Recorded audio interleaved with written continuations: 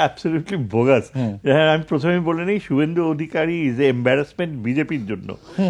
ওই পশ্চিমবঙ্গে যখন ওই অমিত শাহ আসে তখন শুভেন্দু অধিকারী একদম ঝুঁকে পড়ে পায়ে ধরে ইয়ে করে, প্রণাম করে, কিন্তু অমিত শাহ তাকে দেখলে অন্যদিকে মুখ ঘুরায়। এবং ইয়েতেও বিজেপির মধ্যেও একটা বড় পশ্চিমবঙ্গে কথা রয়েছে যে এই লোকটা এত নগ্নভাবে অ্যান্টি মুসলিম ইয়ের উপর ডিপেন্ড করে। সত্যি কথা হতে পারে যে বিজেপির নিডস অ্যান্টি মুসলিম পরে, সে খুঁজে খুঁজে দূরবীন লাগে খুঁজে ওই মুসলমান ছিল নাকি রে কয়েকটা, শোনা যায় মাইক্রোফোনে, দে দে লাগিয়ে দে আপনি করেন, বুঝলেন, আমি আসছি। মানে হি ইজ এ মানে কি বলবো, সাইকোপ্যাথ, বুঝছেন, মানসিক রোগী, বিকারগ্রস্ত। কাজে ও যখন বলে আমি সীমান্তে ইয়ে করব, পেট্রাপোল বর্ডার, আমি কালকে শুনছিলাম একটা চ্যানেলে, পেট্রাপোল বর্ডার এমন কোনো ইম্পর্টেন্ট বর্ডারও না, বুঝছেন, যে যেখানে যে সেই আজকে তো আমি কলকাতার দূরদর্শন অন্য চ্যানেল দেখছি, নাথিং হ্যাজ হ্যাপেন্ড। এগুলো বলে কি সেন্সেশন ক্রিয়েট করে, বুঝছেন। কিন্তু তার চেয়েও ইম্পর্টেন্ট হচ্ছে আমাদের জন্যে যে আমি যেটা মনে করি যে Bharat as a whole naturally Delhi থেকে কিছু আশকারা পায় বিজেপির, আরএসএস বলে দেয়, আরএসএস এর প্রতি শুভেন্দু অধিকারীর খুব আনুগত্য। এবং এটাই আমাদের সবচেয়ে ভয়ের ব্যাপার, যে আগামী দিনগুলোতে, আগামী জুলাইয়ের দিকে এই যে তারা যদি ওই আসামে বিজেপি যদি সত্যি সত্যি মুসলিমদেরকে উৎখাত করতে শুরু করে দেয়, এবং এটা কিন্তু বলেছে ওরা ওই সিটিজেনশিপ বিলের অধীনে, তখন এই বিজেপি পশ্চিমবঙ্গে কি রোল প্লে করবে, এখন কি তার আমরা পাচ্ছি? এবং এটাকে ইন্ডিয়াকে অ্যাজ এ হোল যদি আমাদের এই পুরো বিষয়টাকে ডিসকারেজ করতে হতো, এমনকি ওদের অন্যান্য চ্যানেলসগুলোতে যে ভাষায় খুবই সফিস্টিকেটেড বাংলায় উদ্ভট নাটক তুলে ধরে, আমি যখন ওই যে 1% প্লে দেখতাম ইন্ডিয়ান কলকাতার, খুব ইমপ্রেসিভ হতো, ঠিক মনে হয় যেন 1% প্লে করছে, এত উদ্ভট কথাগুলো। যেমন রিপাবলিক টিভি একটা ইউটিউব চ্যানেল। হ্যাঁ, আপনি আজকে তো আমি আরেকজন এক ভদ্রলোক, অত্যন্ত মার্জিত চেহারা, এবং তার মুখ থেকে এইসব কথা শুনে আমি লোকটাকে যদি আমি মিথ্যা কথা বলছে না জানতাম, তাহলে তো আমি ওকে সম্পূর্ণভাবে বিশ্বাসই করে বসতাম।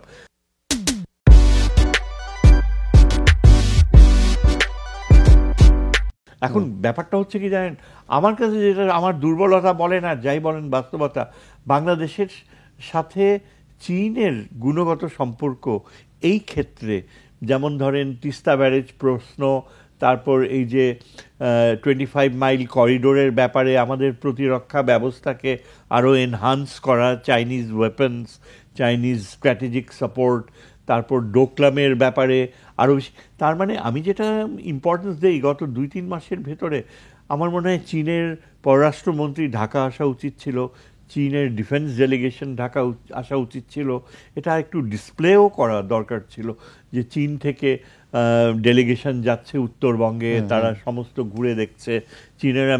কিন্তু আমি দেখছি গত 2 মাসে হঠাৎ করে চীনের অ্যাম্বাসেডর ঢাকায় একেবারে লো প্রোফাইল মেনটেন করতেছে। কিন্তু এটা তো সত্য কথা, বাংলাদেশে এখন রাজনৈতিক দলগুলো চীন সফর করছে তাদের আমন্ত্রণে বেশ ঘন ঘন, ওই পর্যন্তই 4 জন গেছে, বিএনপি থেকে 4 জন গেছে, আবার জামাত থেকে যাচ্ছে।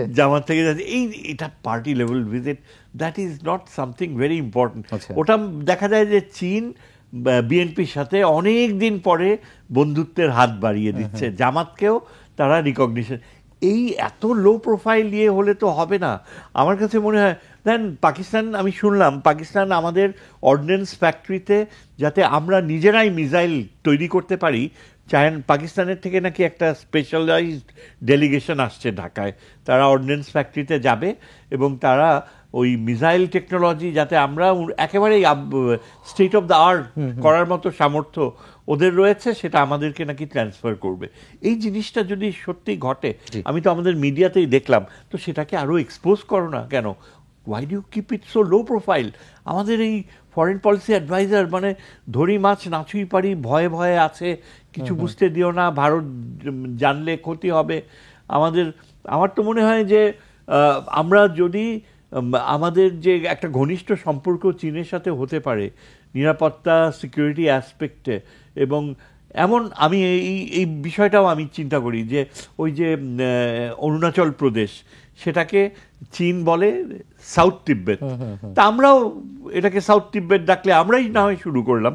রোহিঙ্গাদেরকে যদি রোহিঙ্গা না ডেকে ভারত যদি ওদেরকে মুসলিম বাঙালি বলতে পারে, তাহলে আমরা ওই সাউথ তিব্বত বললে আপনার কি? এটা আমাদের এই ধরনের কিছু যদি ডিসপ্লে করা যেত না, এক্সিবিট করা যেত, তাহলে এদের এই পাবলিক ডিপ্লোমেসি, নুইসেন্স ভ্যালু, এটা অনেক কমে যেত।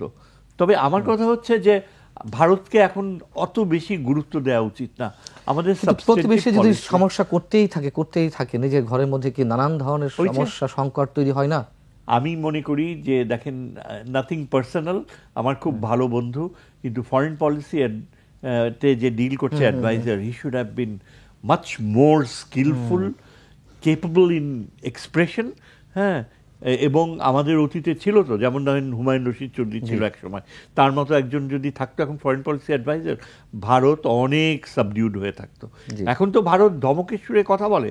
সেটা বলে কেন? বিকজ আমরা এখনো ওই সেই অ্যাপিজমেন্ট পলিসির কালচারটা আমরা এখনো ছাড়তে পারছি না।